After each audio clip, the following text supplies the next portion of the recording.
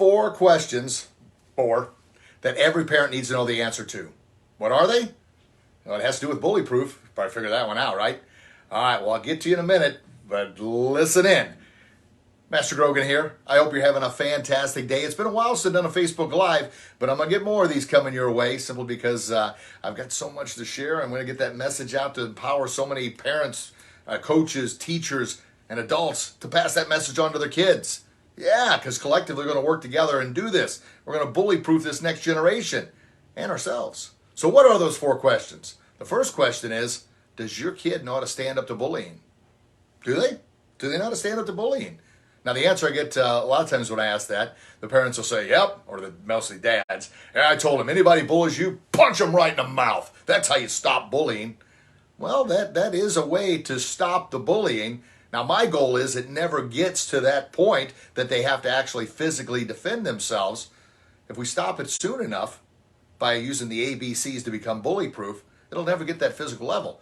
And unfortunately, if your kid hauls off and wham, jacks somebody in the face, I'm not saying the other kid didn't deserve it, but now your kid's going to probably be in trouble. They break their nose or knock a tooth out or break their jaw.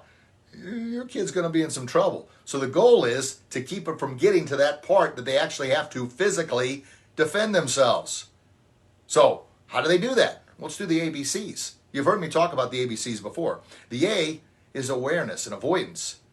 Parents, this is a good thing for you too, to be aware of what your kids are doing, who they're surrounding themselves with, who's on their social media channels. Now, this is something I tell parents all the time, and coaches and teachers listening in too. Well, parents now, if you paid for that phone, you paid for that device, that is yours. That means you have the right to look through that thing and see who they are associating with. Now, a lot of parents will say, well, I want to give them their privacy, and you know what, it's their phone, and I want them to be able to deal with it and handle it on their own. I get all that. I respect their privacy too. But the point is, these cell phones, social media, is far too powerful for us as adults. Think about them. You know, we grew up without them. They have not had any part of life that they haven't had social media or the cell phones. I like to call the cell phones the digital pacifier. They're powerful, and they can operate them better than we can, right? My point is, the A in awareness is teaching your kids to be aware of negative situations, to be aware of the bullies, to be aware of ways they may be bullying themselves or someone else. But parents, you need to be aware as well. Be aware of who's on there. And I'm telling you, if you're paying for that phone, that is your phone, that is your device. And if they got nothing to hide, then they have no reason to not show you what's on there. And it's for their own protection. And if they don't want to listen, tell them, contact me. I'll talk to them. You listen to your parents or I'm going to take your phone away. All right, so one, can they stand up to, they know how to stand up to bullying. The A is awareness and avoidance. If you avoid the bully, and I'm not saying ever run from your trouble, but don't put yourself in a dangerous situation. The B is a believe in yourself with your bully-proof armor. Put that armor on through positive self-talk, through surrounding yourself with the right group of influences and people, not allowing negativity to creep into your mental garden and plant seeds of self-doubt and fear. That's part of the bully-proof armor. And the C is communicate clearly and confidently. You take those steps. Most of the time, it's going to shut the bullying down before it ever has a chance to pick up any momentum, before it has a chance for 2 or 3 others to join in to the bullying. That's avoiding punching them in the mouth, like I said, and then your kid getting in trouble for it. Now, we do have the D. The D is defend yourself with physical force if physically attacked, but it's not a punch in the mouth. It's a palm strike to the solar plexus. And I promise you, one, it's an effective technique. The hands are open. You never made a fist. You knock the wind out of that person. Boy, there is nothing more humiliating. And it's the same technique I teach police officers. If a person doesn't have air in their lungs, they can't breathe, they can't move, they can't continue to attack. There's no broken jaws, there's no broken nose, there's no teeth missing. It's just simply the wind knocked out and they'll recover from it. But that's not a go-to up front. You can't just haul off and whack somebody in the gut. And go through the steps, the A, B, C, and D. So back to my initial question. First of 4, does your kid know how to stand up to bullying? Well, I've given you some tips on how to do it besides just punching them in the mouth, right? Number 2, is your kid bully-proof? Well, being bully-proof means the way they carry themselves, their attitude, their effort, the amount of self-respect they have for themselves, obviously. And people ask all the time why I think there's so much disrespect in the world. The reason that I think there's so much disrespect is because there's so little self-respect. When you don't respect yourself, or when a child or adult doesn't respect themselves, then there's no way in the world they're ever going to respect anything or anyone else. It just isn't going to happen Because if you can't show respect to you, if you don't believe in you to respect you, then why in the world would you ever think about respecting anyone or anything else? I know it's basic, right? It's so common. It's common sense, but obviously we know common sense isn't all that common anymore. But that's the are they bully proof? Are they doing things positive self-talk? Are they talking negatively about themselves? Are they going around saying, "Oh, I'm so stupid. I'm so dumb. I'm worthless. I don't have any friends"? That's disrespecting themselves. That's not being bully proof. How can we be bully proof? ABCs, awareness of what you're doing, who you're surrounding yourself with. B, believe in themselves, positive self-talk. And the C, communicate clearly. Third question, number 3, are they a bully-proof hero for someone else? Are they? Are they sticking up for others? Are they helping others who are in need? Are they joining in? Well, if they don't know how to stand up to a bully to begin with, and if they're not bully-proof, chances are they're probably not a bully-proof hero for someone else. Kind of goes in progression there, right? Yeah, a bully-proof hero not only believes enough of themselves to stand up for themselves, to communicate clearly with their posture. There are tiger's eyes, there's lion's voice. Someone's being rude, mean, and disrespectful. Stand up for themselves, saying, "Stop it, don't talk to me like that," and mean it. If the same thing, if you're a bully-proof hero, you're doing that for somebody else who cannot or is unable to stand up for themselves. Instead of joining in, no, you're putting a stop to it. And how bullying works, which I'm going to talk about in the 4th question here, is it usually starts off with one person, and nothing's done to stop it, then another person, then 2 or 3 people join in, and before you know it, you got this onslaught all attacking this one person. And no one wants to be on that side of it. So they kind of join in unknowingly. Which brings right to the 4th question. Is your kid a bully? What? Is your kid a bully? Say, "Oh no, he's got all kinds of friends," or "She's got all kinds of friends." She would never do that because I've talked to her. I told her, "You know how bad it feels. You've been bullied. Don't ever do that to someone else." Well, the unfortunate truth is, a lot of times kids are bullying without even knowing it. And you might say, "What do you mean they're bullying without even knowing it?" Come on, man. It happens. How it happens is the example I just gave. One kid's bullying another, calling them names, picking on them, excluding from groups, or worse, on social media.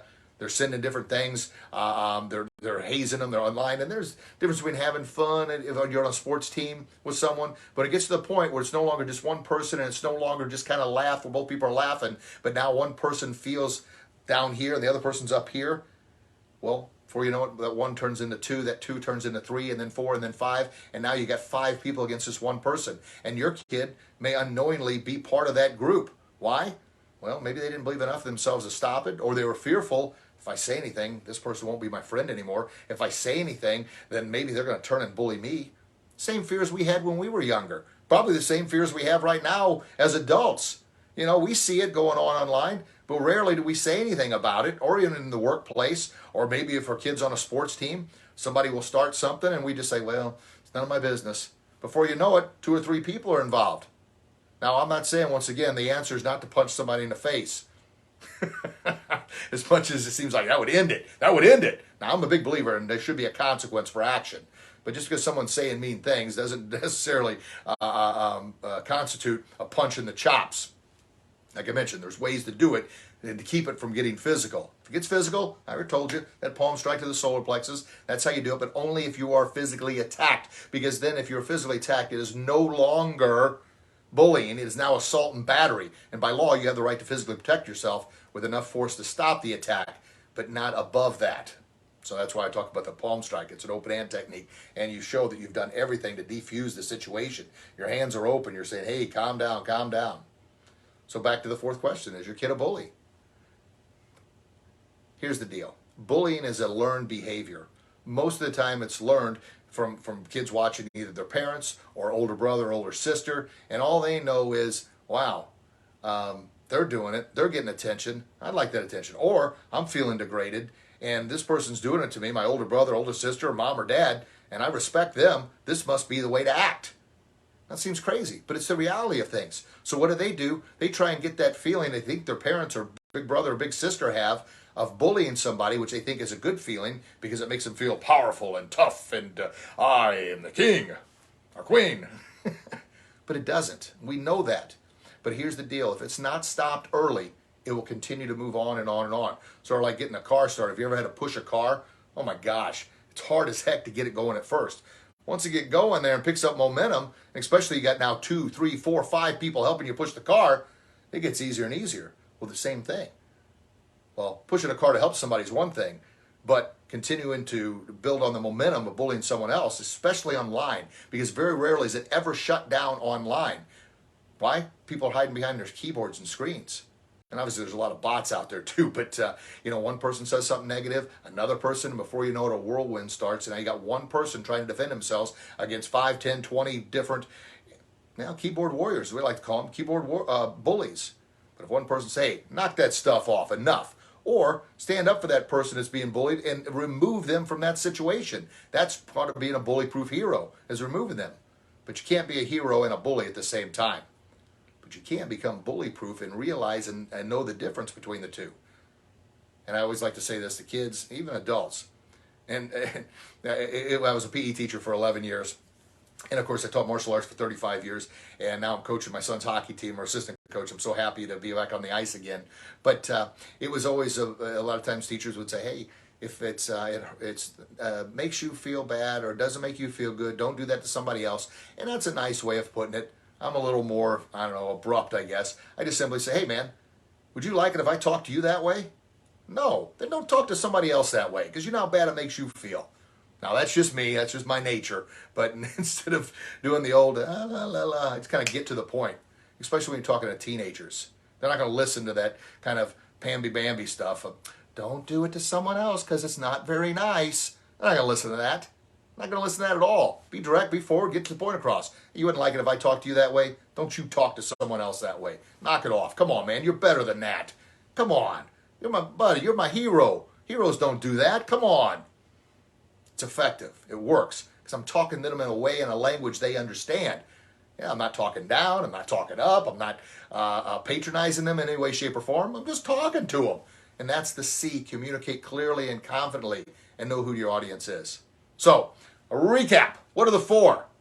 Does your kid know how to stand up to bullies? Do you know how to stand up to a bully at work? Or maybe on your sports team? Are you bully-proof? Are your kids bully-proof? Are you or your kids bully-proof heroes for someone else? You see what I'm doing here? I'm planting seeds because it's really hard to try and bully-proof someone else if you're not bully-proof yourself. Yeah. And then the 4th one, are your kids a bully? Are you a bully? Unknowingly? Now, I want you to think. Would you like to be on that side of it? Have everybody against you? Absolutely not. So if you see that happen to someone else, man, do something. Be a hero. Set that example for your kids. Plant that seed in your kids' mind. Tell them, hey, you wouldn't like it if people doing that to you. Be the bully-proof hero. And I'm telling you, the more we can strengthen that bully-proof armor, that's the B, believe in yourself by strengthening that bully-proof armor, we're going to be able to stand up to any bully we face, both real and in our mind. And the bully in here is the meanest, nastiest bully we'll ever face in our entire life. Why? The bully in here thrives on all the fear, all the limiting beliefs, all the negativity, anything negative someone has ever said about us. That bully in our mind is going to pull that back up and respin it. And that's when you got to shut that down. I just had yesterday, I was working on, I've got, by the way, if you haven't picked up a copy of Becoming Bully Proof, please do so. And please, if you already read it, leave us that 5-star review. We've got 55 reviews now. I'd like to get that up to over 100. Because why? Because it's going to get this book in the hands of more people who need it to help empower them to become bully proof, make society a happier, healthier, and safer place to live. And then second, this is coming out Tuesday, folks. I believe in me. Now, this is the author's copy. That's why they got that ring around there. But it's coming out Tuesday. It's a positive affirmations book of the ABCs. It's for little kids to learn the ABCs, but also a positive affirmation. But I'll tell you what, I've had several adults already proof it, and they're like, oh my gosh, I love this book. This helps me. And so that's the whole idea, to plant the positive seeds in that mental garden. But anyway, yesterday I was working on this, and I've got the Audible version coming out for Becoming Bullyproof soon. I'm putting together a workshop for a coaching program for the hockey organization that Emmett's a part of. And I hit a wall, man. I just, bang, hit that wall. And I was like, I can't get anything done. I'm spinning in circles. Now, part of my creative genius is I'm very creative, just ideas all over the place. The hardest thing for me is putting those ideas together into something that's actually tangible that people can use or learn from. That's just a hard thing for me. Talking? Well, according to my second grade teacher, Richie talks too much, and she's right. That's what I do for a living. But anyway, I hit that wall yesterday, and it took me being aware that's what I was doing. I was hitting that wall, and of course, being a fighter, you're out there, I'm going to battle through this thing. I'm going to overcome. I'm going to succeed. I'm going to keep going. But if you keep banging your head against the wall, that's bullying yourself. And that's exactly what I was doing. So all right, I'm not getting anything done. I need to get up, go get a drink of water, walk outside, say, hey, I'm in Florida. This is beautiful here. And that's really all it took to reset that engine, reset that mindset, the motor. Like if the computer gets bogged down, you restart it, right? Well, the same thing here. I had to be aware of that. Then I had to reprogram that, believe in myself. Talk positive instead of, oh man, I can't get this. I'm such an idiot. Oh my gosh. No, knock that stuff off. That's bullying myself. And I know that a lot of us out there have done that before. And then I had to communicate clearly and confidently to myself as, hey, we're going to refresh and we're going to get back at this thing. I did. Unbelievable how well that works. So why am I sharing all this with you? Because I want you to become bully proof. I want you to become your very, very best so you can pass that on to your kids to help them because they learn through us. They see what we're doing. And if we're constantly in a bad mood, bad state, because we're not sleeping well, we're bad talking ourselves, we're essentially bullying ourselves. And they're going to think that's the way they need to do it for themselves. Right? And if we're bad talking others and bullying others, that's what they're going to do. So back to the 4 questions. We just answered them. But do your kids know how to stand up to bullying? Are they bully proof? Are they a bully proof hero of someone else? Or are they a bully? And a lot of that comes back to us. Right? Folks, I love you. I'm doing everything I can. I want to empower at least 10 million people to become bully proof by believing themselves with hope, faith, and confidence, to overcome their fears, battle through their challenges, to stand up to any and every bully they face, both real and in their mind. Just think about how much better we can make society, how much better we can make it for our kids if we're able to do that. But it all starts off with that confidence, that belief, that hope, that faith in themselves. Teenagers, it's a hard year. Oh my gosh, think back when you're a teenager and we didn't have social media. The pressures of that. The social media is too powerful for us. It's far too powerful for them. So imagine that their hormones are out of whack, right? They don't know what's going on. I'm reading a book right now. It's called The Teenage Brain. And the author gives an example of her teenage daughter smiling and happy when her hand hits her bedroom door. By the time she walks into her bedroom, she's in a full-fledged panic attack, anxiety, and crying and having a temper tantrum. Why? Because her hormones are out of whack. We all went through it. Maybe not to that extreme, but if you think back when you're a teenager, and once again, we didn't have near the stimulus that the kids have right now. So in a sense, a lot of times, we're bullying ourselves. And I mentioned this on another video. The A in the ABCs to become bully proof also for parents is awareness.